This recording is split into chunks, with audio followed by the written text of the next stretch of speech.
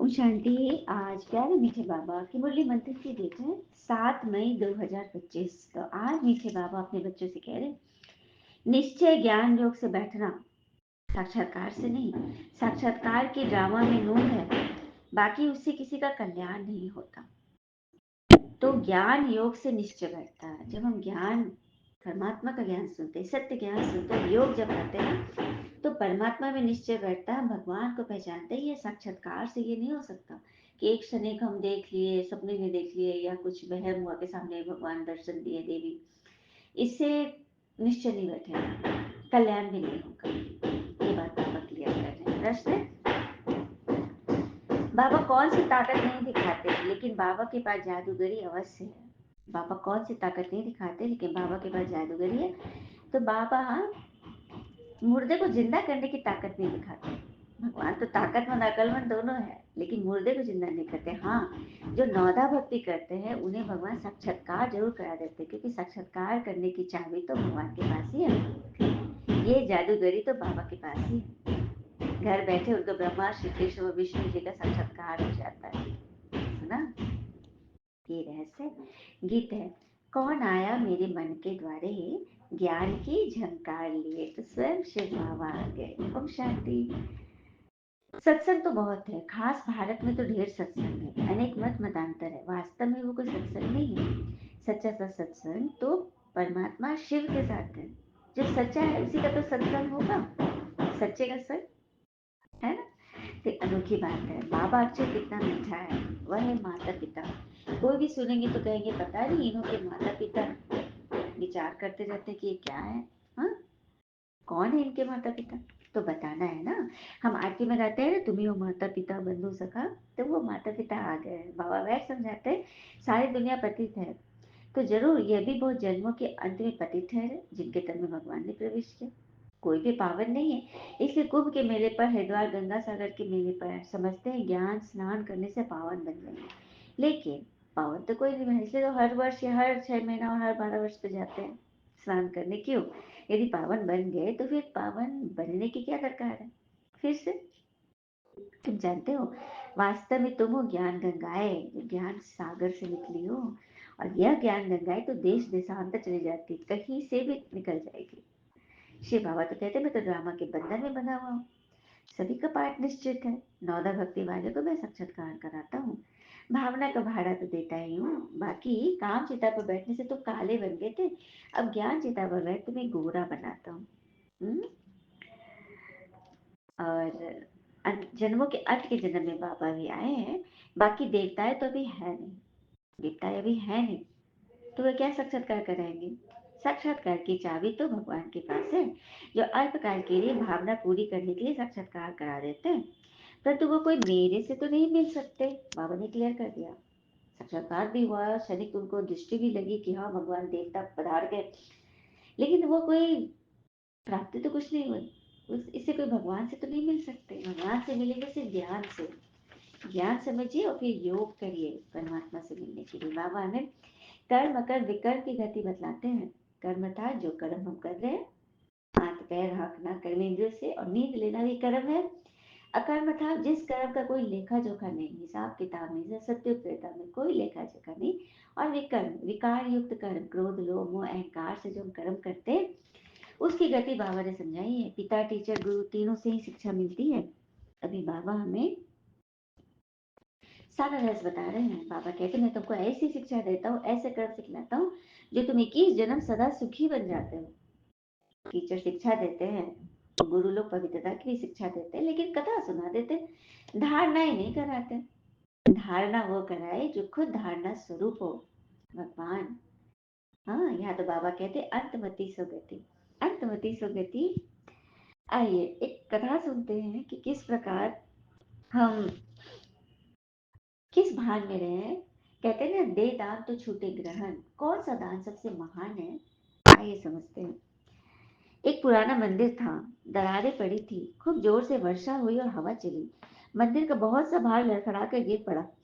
उस दिन एक साधु वर्षा से उस मंदिर में टाका ठहरा था। वर्षा हो रही थी, भाग से वो जहाँ बैठे थे उधर का कोना बच गया। साधु को चोट तो नहीं, लेकिन मंदिर बहुत ध्वस्त हो गया।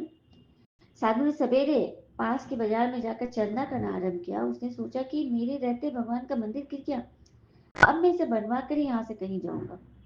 उसके मन में ये श्रद्धा थी, लोगों में भी श्रद्धा हुई। साधु विद्वान थे, उन्होंने घर घर जाकर चंदा एकत्र किया और मंदिर बन गया। भगवान की मूर्ति के बड़े बड़े मतलब उत्सव से सजाया गया, पूजा हुई, भंडारा हुआ, सबको प्रसाद मिला। भंडारे के दिन शाम को सभा हुई। साधु बाबा दान दाताओं को धन्यवाद देने खड़े थे और उन्होंने कागज में लंबी सूची, जिसने सबसे ज्यादा दान दिया है उनकी लिस्ट।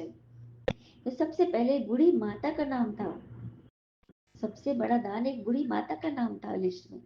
सबको लगा कि बूढ़ी माता जो देखने से एकदम गरीब लग रही है की टाइप की, ये क्या दान दी होगी, सब सोचने लगे, आश्चर्य में पड़े थे। जब साधु बाबा ने कहा कि उन्होंने मुझे, तो सबने पूछा कितने पैसे दिए, लाख करोड़ दे दिए, क्या दे दिए। सबको आश्चर्य लगा था। तो बाबा ने कहा अरे उन्होंने मुझे 4 आने पैसे और एक मुट्ठी आटा दिया। लोगों ने समझा साधु बाबा का दिमाग सनक गया है, हंसी ठिठोली कर रहे हैं। साधु ने आगे कहा ये माता लोगों के घरों में जाकर आटा पीसती है और उसको हर दिन का एक मुट्ठी आटा मिलता है उसको अपने जीविका चलाने के लिए, और 4 आने मिलते हैं। उन्होंने पूरा का पूरा अपना कमाई जो उसके पास उसकी निधि थी, भविष्य निधि, वर्तमान निधि जो समझो, उसने पूरा का पूरा मुझे दान कर दिया। सुना। इसीलिए मैं इस भरी सभा में सर्वस्व दान करने वाली श्रद्धालु माता जी को शत शत नमन करता हूँ। लोगों ने भी उनके आगे मस्तक झुका दिए। सचमुच बूढ़ी माता का मन से दिया हुआ सर्वस्व दान ही सबसे बड़ा था। तो भगवान हमसे क्या दान चाहती है, तो स्थूल चीजों के दान भी, वस्तुओं के दान भी। परमात्मा हमसे क्या चाहते हैं, हमारा मन बुद्धि संस्कार चाहते हैं, मन बुद्धि चाहते हैं, मन चाहते हैं। उस मन में ईश्वर को लगा के तो बातें तो आएंगी। आपसे कुछ गलतियां हुई, भगवान ने आपको ठोक बजाया, परिस्थितियां आई। पता है परिस्थितियां क्यों आती है, क्यों आती है?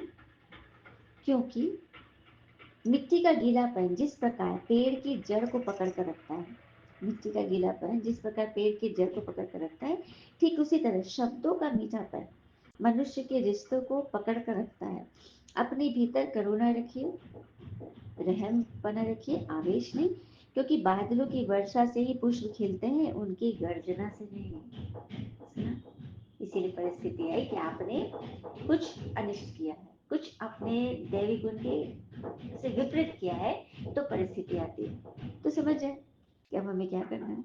कहते हैं ना, जब हम मुसीबत में होते हैं तो निराश हताश होकर अच्छे समय का इंतजार करने लगते हैं, जबकि सत्य तो यह है कि समय नहीं बदलता, बल्कि हमारे बदलने से समय अपने आप बदलना शुरू हो जाता है। अतः हमें अच्छे समय का इंतजार नहीं करना है, बल्कि खुद अच्छा बन जाना है, ताकि लोग हमारा इंतजार करें। क्या बात है, क्या बात है ना। तो ज्ञान योग से धारणा करनी है और सुखी बनना है सदा काल के लिए। बाबा कहते सब कुछ भूल कर अभूल बन जाओ, बुद्धू बन जाओ, मैं जो तुम्हें मत देता हूँ उस पर चलो। चलेंगे ना सभी? तो बाबा कहते मैं तुमको फर्स्ट क्लास कर्म सिखलाता हूँ, टीचर पढ़ाते हैं, इसमें ताकत की क्या बात है। टीचर तो पढ़ाएंगे, ताकत थोड़ी सिखाते, कोई बॉक्सिंग थोड़ी सिखा रहे। हाँ, मनुष्य देवता बनाना यह तो जादूगरी से क्या कम है। जो परमात्मा करते सबसे बड़ा जादूगर कहो, सौदागर कहो, रत्नागर कहो, पुराना लेकर हमें नया देते हैं। बाबा कहते मैं तुम्हें नंबर 1 कर्म सिखलाता हूँ, मन मना भव हो जाओ, फिर ये ज्ञान प्राय लोप हो जाएगा ना, तो जल्दी जल्दी पढ़ लो।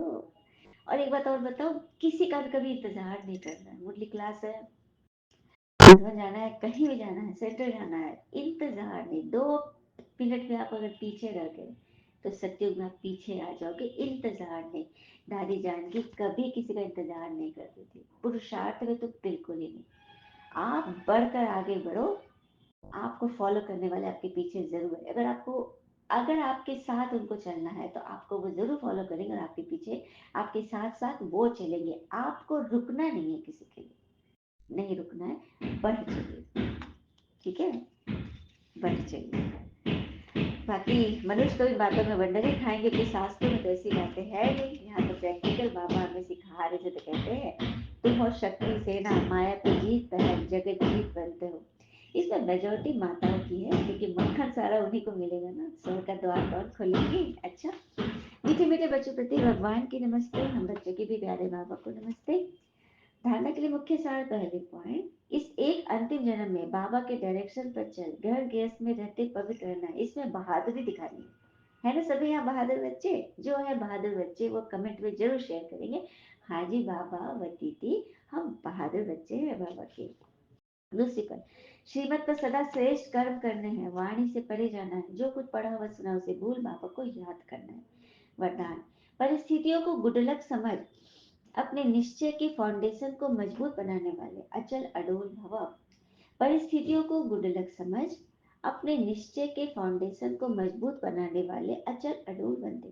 कोई भी परिस्थिति आए तो आप हाई जंप दे दो ना, क्योंकि परिस्थिति आना भी तो गुडलक है, क्योंकि आपको ऊपर उठाने तो आई है। यह निश्चय के फाउंडेशन को मजबूत करने का साधन है। अगर आप एक बार अंगद के समान मजबूत हो जाएंगे तो ये पेपर भी नमस्कार करेंगे।